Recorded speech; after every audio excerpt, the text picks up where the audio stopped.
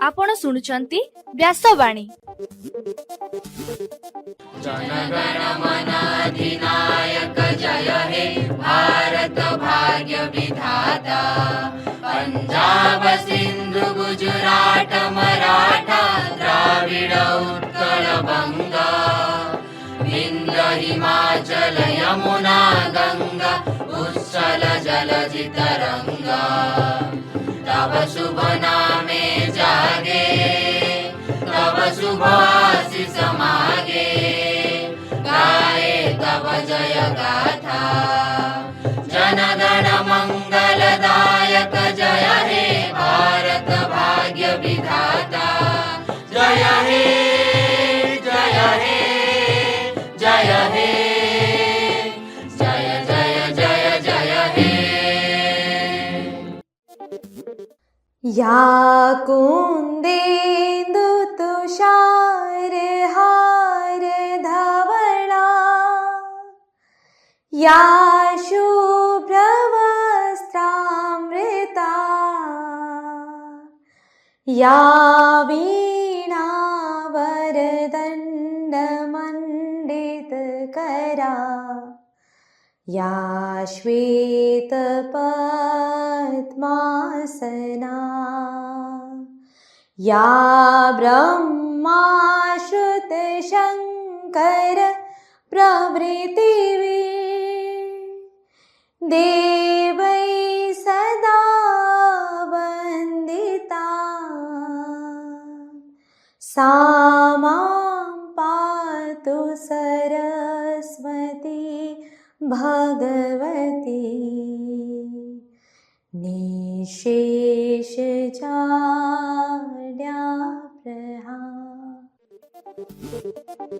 नमस्कार व्यासवाणी खबर सहित मु शुभश्री। प्रथमे मुख्य खबर। फकीरमोहन विश्वविद्यालय इतिहास और प्रत्नतत्व विभाग पक्षर आज 2 दिनिया अंतर्जातीय सम्मेलन आरंभ। नमस्कार व्यासवाणी खबर सहित मु नंदिनी। प्रथमे मुख्य खबर। भुवनेश्वर ठारे जातीय स्तरीय सामुद्रिक सुरक्षा बैठक अनुष्ठित। आसंता रथयात्रा समय पुरी को 400 बस चलिबो सूचना दिले राज्य परिवहन विभागर कमिशनर अमिताभ ठाकुर। राज्य में मधुबाबू पेंशन योजना रे आउ 6 लाख हिताधिकारी को सामिल करा जिवो। ओडिशार विभिन्न विश्वविद्यालय सरकारी और बेसरकारी कॉलेज रे स्नातक पाठ्यक्रम पई 10,000 सीट बढ़िला। गतकाली यूक्रेन पक्षरु रूस उपरे बड़ धरणर आक्रमण होइथिबा सूचना। महिला T20 विश्वकप खेल रे आज बांग्लादेश को भेटिबो भारत। एवं आज दक्षिण ओडिशा रे केतेक जिल्ला रे घड़घड़ी सहित वर्षा हेबा नै पूर्वानुमान कला आंचलिक पाणीपाग विज्ञान केन्द्र। एबे संपूर्ण खबर। गतकाली भुवनेश्वर स्थित लोकसेवा भवन ठारे 14तम जातीय स्तरीय सामुद्रिक सुरक्षा बैठक को मुख्यमंत्री मोहन चरण माझी उद्घाटन करिसेंती। प्रथम थर पई ओडिशा रे एही उच्चस्तरीय जातीय बैठक आयोजन हेबा देशर संघीय व्यवस्था प्रति प्रधानमंत्री नरेंद्र मोदी आभिमुख्य को प्रतिफलित करुछि बोली मुख्यमंत्री कहिथिले। एही परिप्रेक्षी रे समुद्र उपरे निर्भर गंजाम ठारे एक गभीर समुद्र बंदर एवं पारादीप निकटरे एक शिप बिल्डिंग क्लस्टर निर्माण करा जाउछि बोली श्री माझी कहिसंती। भारत सरकारक सागर एक्ट ईस्ट पॉलिसी बीमस्टेक एवं कोस्टाल सिक्यूरिटी स्कीम फेज 3 भली प्रगतिशील नीति को ओडिशा सरकार संपूर्ण समर्थन करुछंती। सामुद्रिक सुरक्षा व्यवस्था को सुदृढ़ करी सामुद्रिक सीमा सुरक्षा रे नियोजित भारतीय नौसेना कोस्ट गार्ड ओडिशा पुलिस एवं अन्य समस्त संस्थार कार्य को मुख्यमंत्री प्रशंसा करथिले। बैठक रे केंद्र एवं राज्य सरकारक वरिष्ठ पदाधिकारी माने उपस्थित थिले। विश्व प्रसिद्ध पुरी रथयात्रा रे श्रद्धालुंक पई 400 बस चालिबा नै राज्य परिवहन विभागर कमिशनर अमिताभ ठाकुर सूचना देइछंती। श्रीगुंडीचा यात्रा सुनावेश और बाहुड़ा यात्रा निमंते बस गुडी को अस्थायी परमिट प्रदान करा जिवो। कौनसी बस जेपरी निर्धारित भड़ाठू अधिक आदाय न करती से प्रति परिवहन विभाग सह बस मालिक दृष्टि देबे। तालबणिया ठारे खाद्य व्यवस्था करा जिबा सह विश्रामगारर मध्य सुविधा जोगाई दिया जिवो। एहा सह पार्किंग स्थानरू ई रिक्शा जोगाई दिया जिबा सह 24 घंटिया टोल फ्री नंबर सूचना प्रदान कराजिब। जनसाधारणक ट्राफिक सुरक्षा निमंते सोशल मीडिया, एफएम रेडियो एवं संवादपत्र माध्यम सूचना दियाजिब। गतकाली लोकसेवा भवन में मुख्यमंत्री मोहन चरण माझी एवं केंद्र सामाजिक न्याय और सशक्तिकरण राष्ट्रमंत्री रामदास अठवाल मध्य एक साक्षात्कार कार्यक्रम आयोजित होइथिला। विभिन्न सामाजिक हितकर कार्यक्रम उपरे उभय नेता आलोचना करथिले। एही अवसर में मुख्यमंत्री कहिथिले जे राज्य रे सामाजिक सुरक्षा को सुदृढ़ करबा पई मधुबाबू पेंशन योजना रे आउ 6 लाख हिताधिकारी को सामिल कराजिब। सेहीपरि अन्नपूर्णा योजना रे हिताधिकारी को आउ अधिक 5 केजी चाउल प्रदान कराजिबा बोली मुख्यमंत्री श्रीजुक्त माझी सूचना देइथिले। छात्र छात्री को उच्च शिक्षा लाभ देबा पई ओडिशार विभिन्न विश्वविद्यालय, सरकारी और बेसरकारी कॉलेज रे स्नातक पाठ्यक्रम पई 10,372 सीट उच्च शिक्षा विभाग पक्षरु वृद्धि करा जाइछि।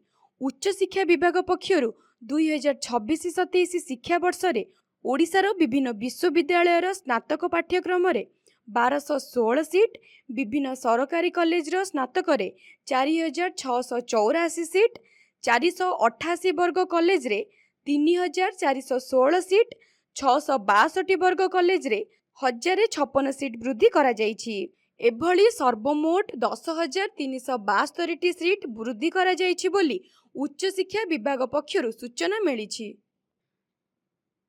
गतकाली यूक्रेन पक्षरु रूस उपरे बड़ धरणर ड्रोन आक्रमण करा जाइथिबा दाबी करा जाइछि।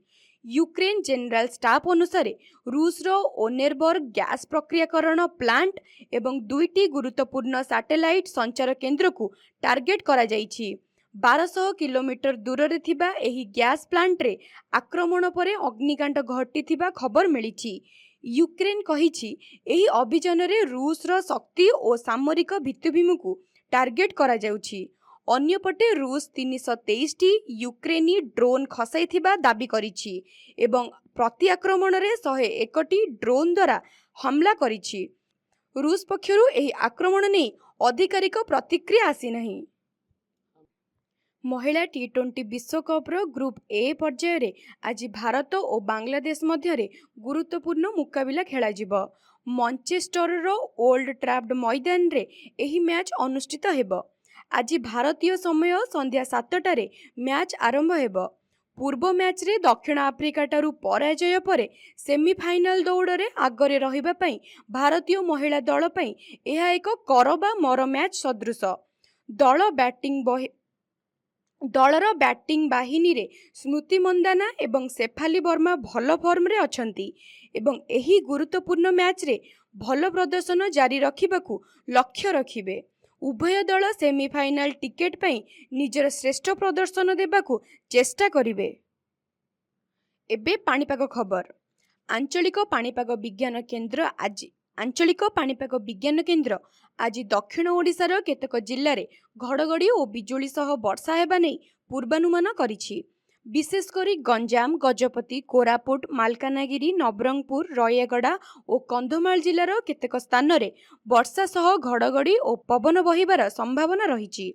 पाणीपाग विभागर सूचना अनुसार बंगोपसागर रे सक्रिय मौसुमी प्रवाह एवं निम्नचाप क्षेत्र गठनर संभावना जोगु राज्य रे वर्षा कार्यकलाप बढ़ुछि। एहार प्रभाव रे आगामी किछि दिन धरी राज्यर अनेक अंचल रे वर्षा जारी रही पारे।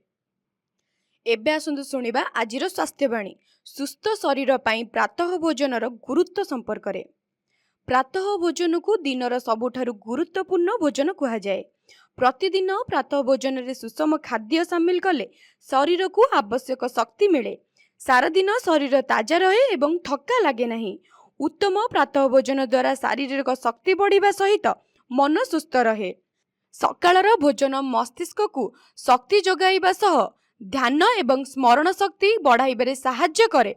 पुष्टिकर प्रातः भोजन परे पढ़िबाकू बसुथिबा छात्र छात्री मानसिक दक्षता प्रखर होइथाए बोली स्वास्थ्य गवेषक माने गवेषणारू जानिबाकू पाइछंती।